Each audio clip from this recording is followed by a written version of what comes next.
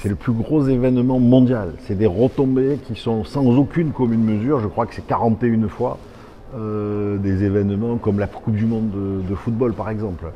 C'est quelque chose de plus de 10 milliards d'euros de retombées pour les Jeux Olympiques. Après pour le territoire, c'est surtout un apport qui est le fait de donner l'image de ce territoire, de ce qu'il est, de ce qu'il sait faire à l'ensemble du monde. On s'adresse très volontiers, nous, à l'économie sociale et solidaire, mais aussi à l'économie classique, disons. Et Paris 2024 fera très attention à utiliser des prestataires qui sont des prestataires locaux, régionaux. Et donc, on invite les entreprises régionales à s'inscrire sur des plateformes afin d'être reconnues et pouvoir être à terme sollicitées dans le cadre des appels d'offres que nous passerons sur le territoire. En gros, faire du business avec Paris 2024, que vous soyez entreprise classique ou plutôt économie sociale et solidaire. Le monde du sport est un monde qui est plutôt inspirant et qui peut être inspirant pour notre jeunesse, pour nos enfants, mais aussi pour l'entreprise et pour nos collaborateurs.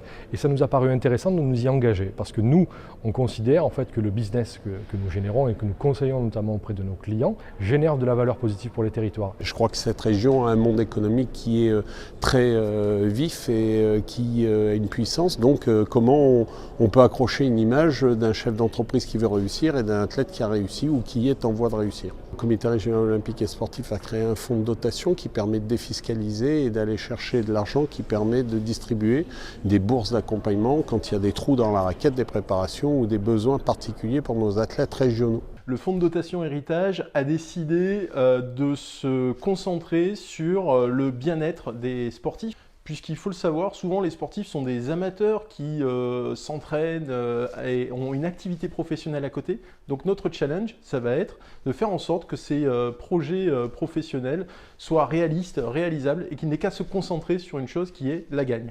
12 600 clubs, 1 150 000 licenciés. On se prépare en accompagnant le comité d'organisation qui est le COJOP. Nous allons procurer ou nous allons proposer au COJOP de récupérer entre à peu près 4 à 5 000 bénévoles, volontaires qui vont accompagner, accueillir les gens qui viendront voir les épreuves des Jeux Olympiques, accompagner donc la Fédération française de voile pour récupérer toutes les délégations et au stade compléter les dispositifs qui existent déjà.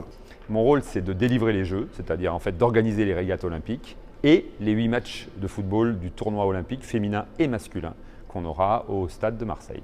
Puis en même temps, on accompagne, on donne un avis, on essaye de convaincre les collectivités de venir participer à cette mise en œuvre de l'accueil des Jeux d'une première part, ce qui est une vraie première phase, mais surtout de l'héritage après, puisque quand les Jeux, la flamme des Jeux va s'éteindre, ça fait un peu comme un feu d'artifice, on va faire « oh, c'est fini » et comment on fait la suite. Et donc tout ce qu'on aura investi sera réutilisé par des disciplines sportives et l'ensemble des installations seront réutilisées par les fédérations et les clubs de la région Provence-Alpes-Côte d'Azur.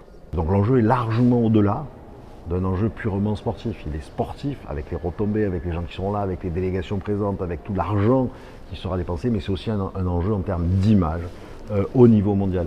C'est un fabuleux accélérateur. C'est l'événement, au minimum, c'est l'événement de la décennie pour notre territoire.